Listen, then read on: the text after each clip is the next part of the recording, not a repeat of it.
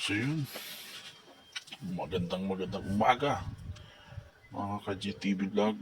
So yun, for this video ay magpapakain tayo ng ating alagang aso at saka ating alagang manok.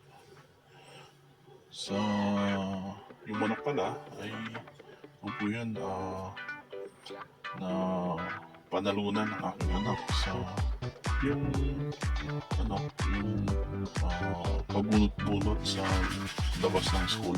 Di ba merong isa naka-trolley doon na mama na nagtitinda ng ganon.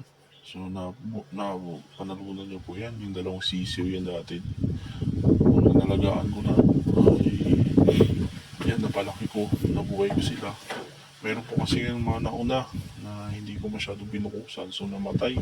Sayang na pinagkusan. So, yan, nung bumili siya ulit, so ang ginawa ko na, inalagaan ko na siya, binukusan ko yung sila buhay. Kasi dati, nag-aalaga rin ako ng 45 days ng mga sisiw. So, sa ngayon, nung naghanap pala ako ng mabibilan ng 45 days, hindi na ako nakahanap dun sa binibilang ko. Wala na daw, hindi na doon sila nagtitinda kasi iba daw kasi yung presyo. So meron sila mga manok na sisiw doon. Ang yung patawag yan, yung kal, yung matagal lumaki at saka matagal tumaba. Yan yung mga yan na yung mga puting manok na yan, yung dalawang yan yung mga kal. So matagal silang tumaba. So yun, pakainin na natin yung ating alagang aso dyan. Yan, ang pangalan ng aso ko na yan ay si Dumpy. Dumpy kasi nung baby yan,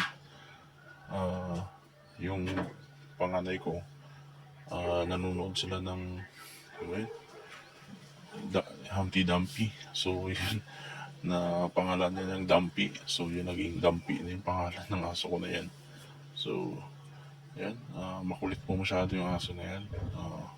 Kaya dyan na namin siya nilagay sa likod. Kasi dati doon siya sa taas ng bahay namin ay laging naihi sa sahig. So tumutulo sa baba, nakakahiya.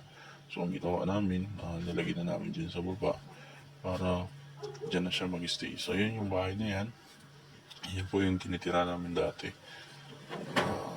So ang nakatira dyan ay ang nangungupahan po palang nakatira dyan.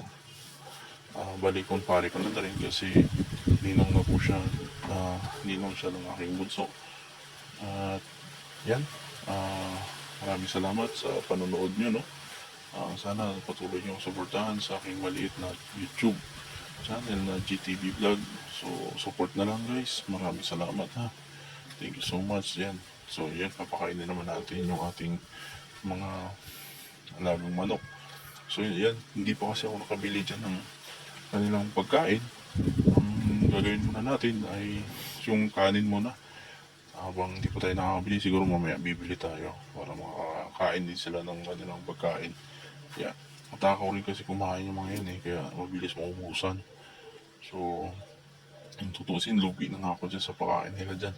So ang ano lang dyan, minsan pangtanggal lang din sa mga stress natin nararamdaman. Yan, patuloy natin lang. Pero baka sa